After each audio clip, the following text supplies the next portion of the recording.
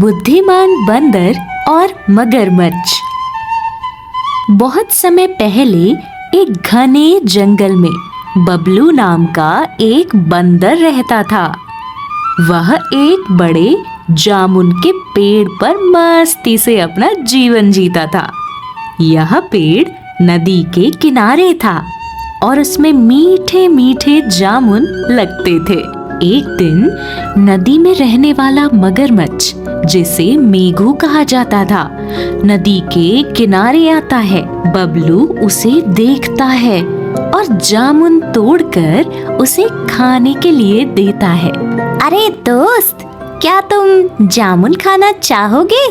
ये बहुत मीठे हैं। मेघू जामुन खाकर बहुत खुश होता है।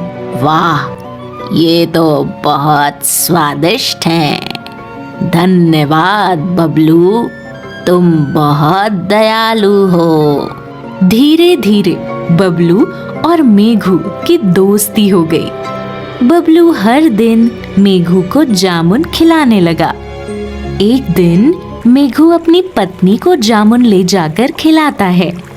मगरमच्छ की पत्नी लालची हो जाती है और सोचती है कि जब जामुन इतना मीठा है तो उस बंदर बबलू का दिल कितना मीठा होगा। मेघू की पत्नी मेघू से कहती है, अगर ये बंदर इतना स्वादिष्ट जामुन खाता है तो उसका दिल कितना मीठा होगा।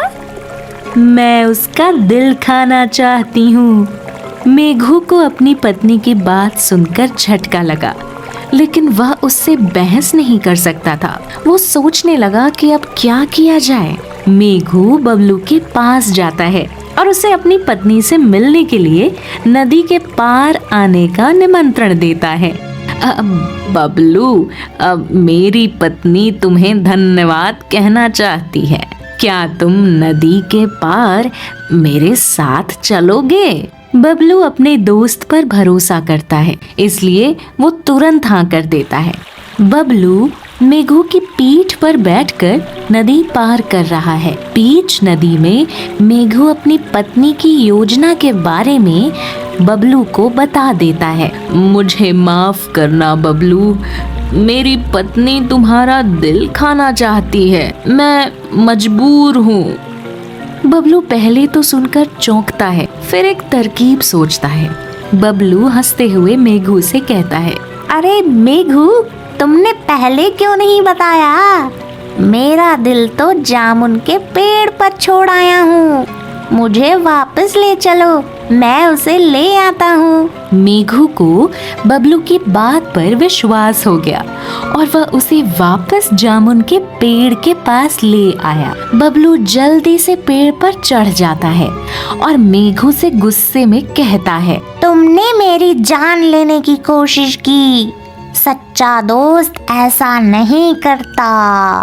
अब से हमारी दोस्ती खत्म। मेघू को अपनी गलती का एहसास हुआ, लेकिन अब बहुत देर हो चुकी थी। बबलू ने अपनी बुद्धिमानी से अपनी जान बचा ली। तो बच्चों, इस कहानी से हमें ये शिक्षा मिलती है कि बुद्धिमानी और धैर्य से किसी भी मुश्किल का हल निकाला जा सकता है। बबलू पेड़ पर सुरक्षित बैठ गया और मेघू पानी में उदास होकर वापस जाने लगा। इसलिए हमने इस कहानी से ये सीखा, सच्चा दोस्त कभी भी धोखा नहीं देते और मुश्किल वक्त में हमारी बुद्धिमानी ही हमारा सबसे बड़ा हथियार है। तो बच्चों, कहानी देखने के लिए धन्यवाद। लाइक, शेयर और सब्सक्राइब करना ना भूलें। हेलो बच्चों, अगर आपको हमारी कहानियाँ पसंद आ रही हैं, तो इस चैनल को लाइक, शेयर और सब्सक्राइब जरूर करें।